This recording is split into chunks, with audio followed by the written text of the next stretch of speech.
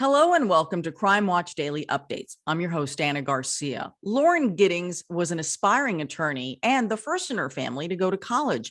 In June of 2011, she graduated from Mercer Law School in Macon, Georgia, and was studying for the bar exam. She was so close to achieving her dream, but then she disappeared.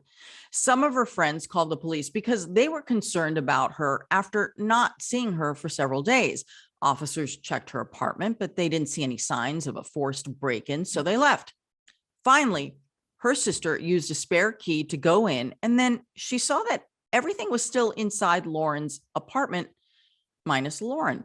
So police then started investigating, and they found her torso in a trash bag in the dumpster, which honestly was such a lucky break because the trash collectors that day were running late. The rest of her remains, however, have never been found. Soon, detectives honed in on Lauren's neighbor and an ex-classmate of hers called Stephen McDaniel after a really bizarre on-camera interview. They discovered that McDaniel had a copy of Lauren's key, a flash drive containing some of her personal photos. He also had a pair of her underwear and other incriminating evidence in his apartment. He even took a video of Lauren's apartment while standing outside and peeking through the window. Stephen was finally arrested on burglary charges, and then he was later charged with Lauren's murder. In April of 2014, Stephen wrote a statement confessing that he killed Lauren by breaking into her apartment and then strangling her and dismembering her with a saw. He was sentenced to life in prison with the possibility of parole. Stephen appealed for a new trial in 2018 on the grounds that his constitutional rights were violated, but a judge rejected the motion. And then in June of 2022, he filed a federal appeal to vacate his conviction because he believed that prosecutors stole his defense preparations and his attorneys did nothing to help him. Let's take a look back at the case of a talented young woman who would never get to fulfill her dream. Everything seemed perfectly on track. I was proud of her. She was doing a lot. Lauren Giddings' parents and entire family couldn't have been more proud of the 27-year-old student who had just graduated from Mercer Law School in Macon, Georgia. Lauren going to college was huge. No one in our family had ever been to college. Lauren's younger sisters, Sarah and Caitlin, say despite living hundreds of miles away, her heart and soul were tied to her family in Maryland, where they all grew up. She always would come home for most holidays that she could, or we'd go there. And even when she wasn't, she called home every Sunday to talk to my grandmother that lives across the field. Lauren's studies at Mercer were nearly complete. She was only prepping to take the bar exam while living in an apartment right across from her college. But despite her keen mind, there was something Lauren was clueless about. Someone was watching her every move. She never mentioned being in fear for her safety. One trip home, and I think it was a year before, she had mentioned sometimes when she came home, she felt like things had been moved around or someone had been in her apartment. Busy with her law life, Lauren didn't think much about the curious incident. But was this popular and talented student unknowingly becoming someone's prey? She's as nice as can be. Very personable, very much a people person. Fellow graduate Stephen McDaniel tells our Macon affiliate, WGXA, he knew her well. He also attended Mercer and lived across the street from the law school. Stephen had reportedly asked her on a date. Lauren declined because she had been dating someone else. Talk to me about the guy she was dating. David is his name. They had been dating for a few years at that point, before she even started law school. So they had broken up at some point and then gotten back together. But now a busy weekend had come and gone, and strangely, Lauren was suddenly nowhere to be found. Lauren was my neighbor.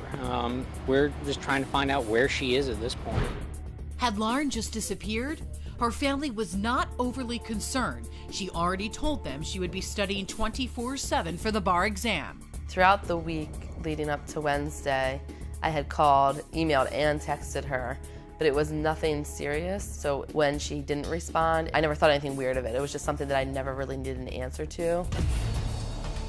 But Lauren's friends at the school were already looking for answers. One of them contacted police, who came to the apartment. Seeing no signs of a break-in, they left. On Wednesday, one of her friends called me and asked me if I had talked to Lauren, because she said I called, her phone was dead. So of course I immediately picked up the phone and called, and her phone was dead. And I did think that was weird. Lauren had now been missing for 4 days. On campus, Stephen McDaniel was one of those who joined in the search for his missing friend. The only thing we can think is that maybe she went out running and someone snatched her. And Caitlin's worries about her sister were now deepening by the minute. I had called her boyfriend, I had called friends in Atlanta, friends here, called hospitals in the area searching for her. When did you realize something was wrong? When I woke up that morning, I came down the steps and Caitlin was here, and she just said Lauren was missing. In desperation, Caitlin asked a friend to use a hidden key, getting access to Lauren's apartment. And she went in, called me back, said that all of her stuff was there, purse, keys, the car was still out front, wallet, school ID. The alarm bells were now deafening. I hung up with her and called my uncle, who was a DC policeman, and just told him, there's, everything I knew. And he said, tell her to go outside, shut the door, and call 911 and say they have to come right now. They did, but with their arrival, this case was about to take a dramatic turn. There was no witness. It was just a matter of interviewing anybody who lived at that complex or anybody who was associated with Lauren. Suddenly, she had vanished, and now nothing was the same. Having them missing is the torture. Having a missing sister or daughter, that's torture. You don't know what's happening to your family member. Lauren Giddings, a smart young law student, disappears in Macon County, Georgia. After 4 days of friends searching and unbearable torment, her desperate family calls police again. And when they came back the second time, what happens? They went in and searched around.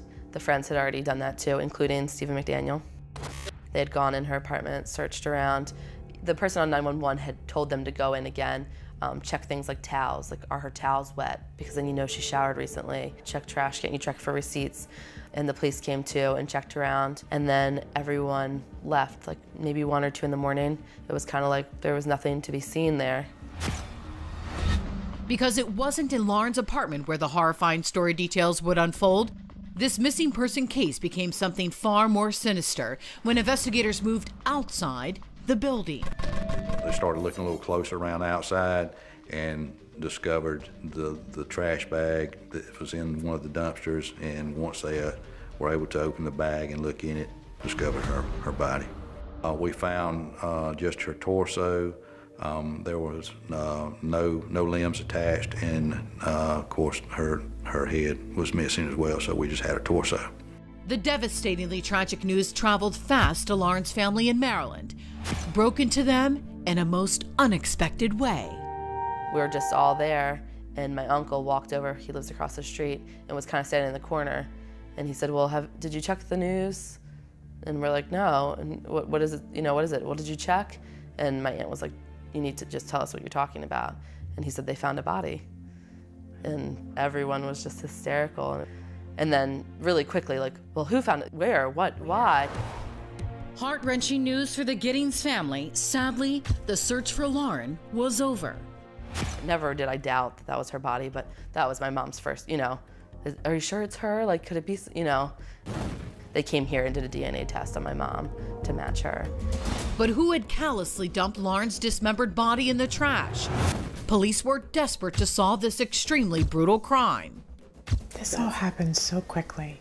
Yeah, it was, which honestly is a very good thing. When they found her body, the trash was supposed to have already picked it up at that point. The crime scene yields 2 lucky breaks for investigators. 1, the dumpster should have been collected that morning, but the truck was running late, leaving Lauren's remains and other DNA evidence to be discovered by police. And soon, there was this. Do you know any enemies she might have had, somebody that might want to hurt her? No, we don't know where she is. Stephen McDaniel's bizarre performance in an interview with our affiliate station, WGXA. His reaction on hearing the discovery of Lauren's body immediately captured the attention of investigators, who found it strikingly suspicious. What about in the parking lot area? I know they've been doing a lot of, I think that's where they have recovered the body or whatever they recovered from there. Body? Had you heard it? Had you seen anything there? Had you seen anything there? I mean, we don't know if this is the same person. You know what I mean? Like, they took out a body there earlier. We don't know if it's the same person or not. So that's why we're trying to ask people if they know who lived there. Are you okay, sir? I think I need to sit down. Okay.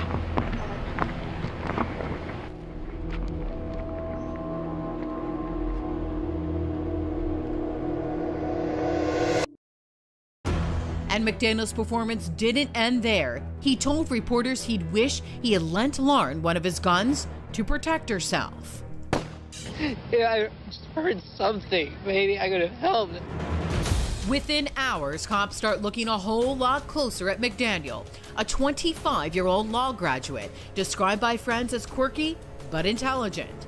Investigators learned that friends considered him a bit creepy, saying he had an obsession with zombies. He had often asked others how to commit the perfect murder. His deception knew no bounds. Remember him, distraught and frantically searching for his missing friend Lauren? He knew she wasn't going to be found. I mean, alive. The hard evidence quickly came rolling in. He had in his possession both the master key and a key to her apartment.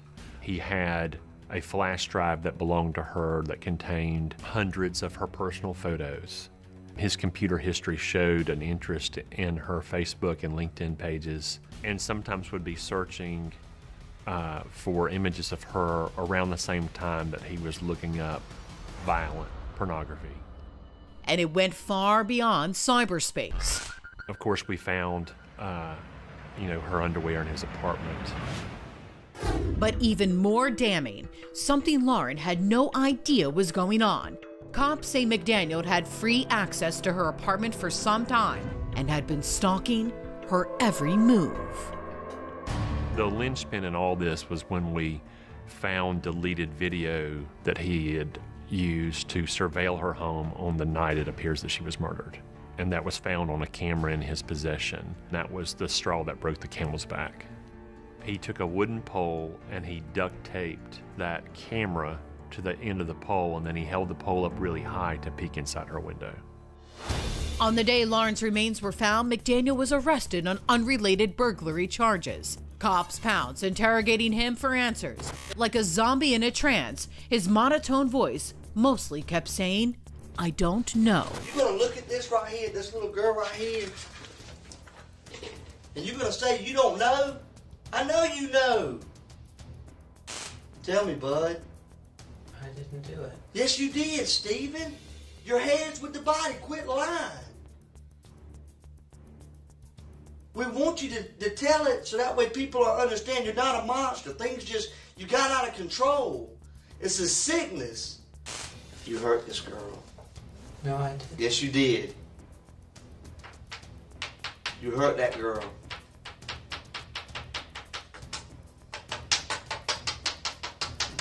Within a few weeks, McDaniels was charged with Lauren's murder. Years passed, but the evidence mounted against him. McDaniel eventually accepted a deal, pleading guilty to murder and openly confessing to the lurid details in court, saying he entered Lauren's apartment at 4:30 in the morning wearing a mask. He explained, quote, "She saw me and said very calmly, 'Get the expletive out.' I leaped across the bed onto her and grabbed her around the throat." He pleaded to breaking into Lauren's apartment, to strangling her, to moving her to the bathroom, to taking her body apart, to hiding it, to ripping up evidence and putting it down the toilet, cleaning up everything, and then acting like she was still alive.